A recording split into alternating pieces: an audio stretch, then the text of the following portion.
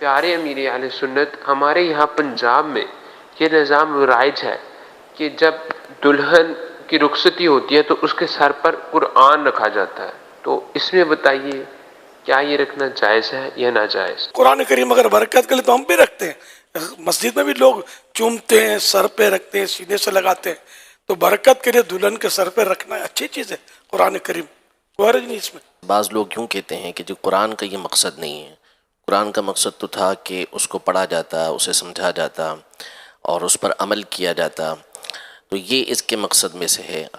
تو ایک تو یہ، دوسرا یہ کہ جیسے آپ نے فرمایا کہ ایک اچھا کام ہے، بھلائی والا کام ہے، اس میں کوئی خرابی نہیں ہے، لیکن اگر اسی کو کوئی یوں پیش نظر رکھ کر کہے کہ جی اس کے ساتھ جو ہے وہ بے پردہ عورتیں بھی قریب میں موجود ہوتی ہیں، یا وہاں پر کچھ دیر پہلے گانے چلے ہوتے ہیں، تو یہ سارے کام ہو رہے ہیں، اور بس جو ہے نا وہ دلہن کو رخصت کر کے سائے کے اندر اپنے دل کو منا لیے کہ ٹھیک ہے ہم قرآن کے سائے کے اندر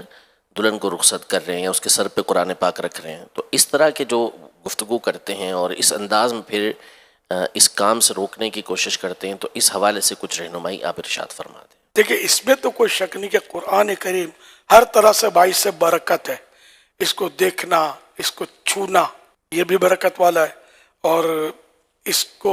چومنا تو حضرت فاروق اعظم وغیرہ رضی اللہ عنہ سے ثابت ہے، صحابہ کرام سے، تو آنکھوں سے کوئی لگائے تو سر پہ رکھے، سینے سے لگائے، تو یہ سب کیا ایک احترام کے انداز ہے جو مسلمانوں میں رائج ہے اور پرانے رائج ہے۔ اب کوئی مزید بھی احترام کا طریقہ نکلتا ہے تو شریعت کے خلاف نہیں ہے، تو روکا اس سے بھی جائے گا نہیں، درست ہوگا۔ یوں مطلب قرآن کریم میں ہے تو برکت، شفاء للناس، اس میں لوگوں کے لیے شفا ہے، یہ بھی ہے، اور بے شک اس کو پڑھنا بھی چاہیے، اس کو عمل بھی اس پہ کرنا چاہیے، اس سے تو کوئی بھی انکار نہیں کر سکتا، تو ہے ہمارا قرآن کریم تو رہنما ہے۔ تاہم اگر کوئی چومتا ہے، اب میں سمجھو کہ کوئی پڑھنا نہیں جانتا، ان پڑھ ہے بیچارہ، کوشش کرتا نہیں پڑھ پاتا، تو اب کیا اس کو مجبور کریں گے کہ پہلے پڑھنا سیکھ، پورا بعمل ہو جائے، اب اٹھا کے سر پہ رکھ، یہ تو نہیں کہا جائے گا ظاہر۔ اب رہ کے اگر معاذ اللہ وہاں کوئی ڈھول ڈھمک کے بج رہے ہیں تو یہ تو عام طور پہ مسلمان ایسے موقع پر تو احترام کرتا ہے، اذان بھی ہوتی ہے تو اس طرح کی چیزوں کو بند کر دیتے ہیں، کام اچھا ہی ہے، تو واقعی اس میں اگر کوئی معاذ اللہ میوزک کا سلسلہ ہے، ڈھول بج رہے، تو یہ تو بند کرنا چاہیے، احترام کے لیے بھی، اور یہ ایسا بند کرنا چاہیے کہ ہمیشہ کے لیے بند کرنا چاہیے کہ تو ہیں گناہ کے کام، چاہے خوشی کے موقع پر آپ ڈھول بجائیں یا غم کے موقع پر، ہے تو گناہ کا کام، یہ تو نہیں ہونا چاہیے۔ اسی طرح بے پردگی یہ تو نہیں ہونی چاہیے، چاہے شادی میں ہو یا موت میت میں ہو، تو جو مطلب وہاں اس وقت گناہ ہو رہے ہوتے ہیں تو وہ تو واقعی اس کی تو مذمت کی جائے گی، لیکن آپ کوئی بے پردہ عورت ہے وہاں بالفرض،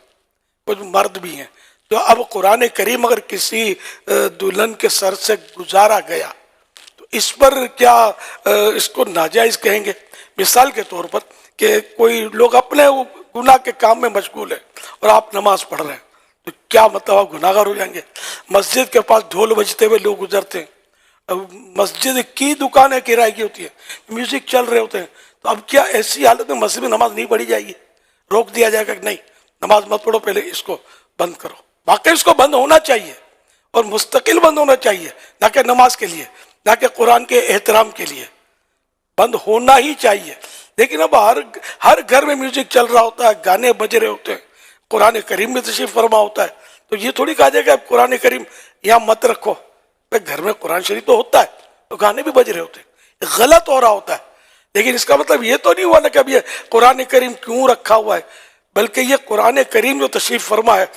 اس کی برکت سے انشاءاللہ کبھی نہ کبھی اس گھر سے گناہ رخصت ہو جائیں گے۔